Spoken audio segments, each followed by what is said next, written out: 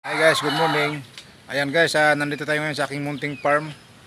At matagal ko nang hindi nadalaw aking mga alaga. Tara guys, dadalawin mo natin yung aking mga alaga. Ayan guys, ito nga pala yung aking mga manok. Ayan, medyo nagalakihan na. Ayan, ito yung mga maamo kong manok. Ngayon medyo pag nakita ko, tumatakbo sila kasi matagal ko na silang hindi nahawakan. Ayan, lalo yung isa na yun. Ayan. Ayan guys, ito yung ito yung mga dating sisiw na naglalakihan na. Ayan. Matagal-tagal ko na hindi sila nadadalaw dahil busy sa trabaho. Pero ngayon wala akong pasok. At ito naman yan guys, yung aking yung pinakamatandang manok yan. Sobrang laki na talaga. Maabot kasi ng mga siguro mga 6 na kilo. Kurok talaga. Ito nakita ko yan, sumasalubong sa akin to dahil akala nila may dala akong pagkain. Pero maya guys, papakainin natin. Yan guys, napakalaki yung manok nito. Binuhat ko to, sobrang 6 na kilo to eh. Tingnan guys yung laki ng paa niya oh. Guys, kasi talagang ayaw na ipakatay dahil naawa sila. Kaya yan, hayaan na lang dyan na hanggang sa tumanda. Tingnan pa guys yung inahin niya ng inahin ng mga yan, medyo ito yung mga anak niya yan. Medyo malalaki na. Tsaka nangitlog na rin yan siya. At may 3 itlog na siya. Ayan. Ito rin nga pala guys yung mga yan, mga anak yan.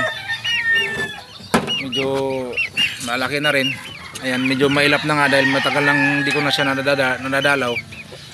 Ayan, medyo nanibago sa akin. Ano? Ha? Musta na? Pop. Ayan guys, ito nga pala yung guys yung palatandaan ng palatandaan ng lahing Texas. Ayan guys, ang paa nila guys medyo sabik sa labas. So, teka lang, ay nag-uunahan eh. Halika.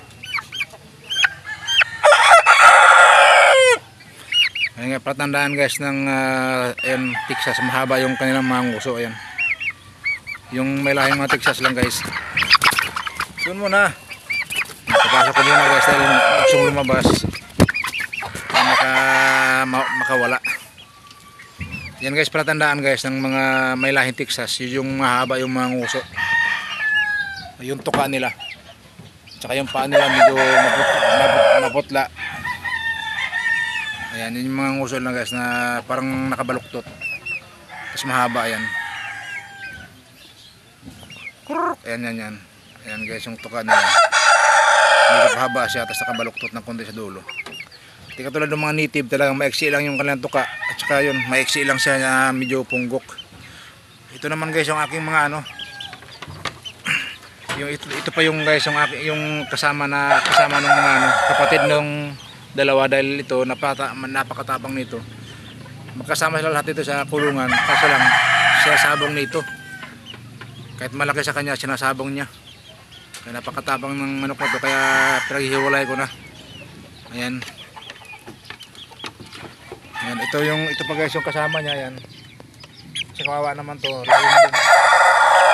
laging nabubugbog, kaya yan, hinihiwalay namin. Ayan guys, mahirap kasi pag kunti lang yung kulungan mo at marami kang alaga. Talagang dyan na lang muna sila. Nakatali naman sa labas. Ito pa guys yung aking inahin, ayan. Ito yung kalaban ko na inahin dahil napakatapang nito. Kahit yung mga malaking manok sa labas, hinahabol nito. Yan, ito kawawa sa kanya yan. Kahit malaki yan, kaso lang hindi naman yan native.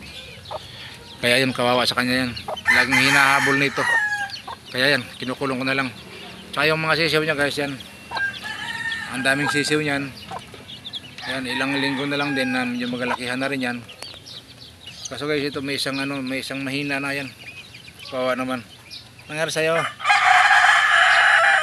Kawawa naman, mahina. Siguro sa sa init. Ayan guys, kawawa naman no. Ayan guys, palatandaan din nga pala sa sisiw na kapag yung mahina yung sisiw, nakabuka na yung kanyang yung kanyang pakpak. Ayan, nakabuka, nakalaylay. Kaya yung mga palatandaan ng mga sisiw na medyo may sakit o kaya hindi sila gano'ng makakalakad. Yun yung palatandaan guys na medyo mahina yung manok. Ayun tulad yan guys, nakabuka yung kanyang nakabuka yung kanyang ano yan, pakpak. Kawawa naman, sana mabuhay pa yan. Yan guys, ngayon naman guys, magpapakain tayo ng mga manok. Dahil alam ko nagugutom mo itong mga to. Tara pakain natin.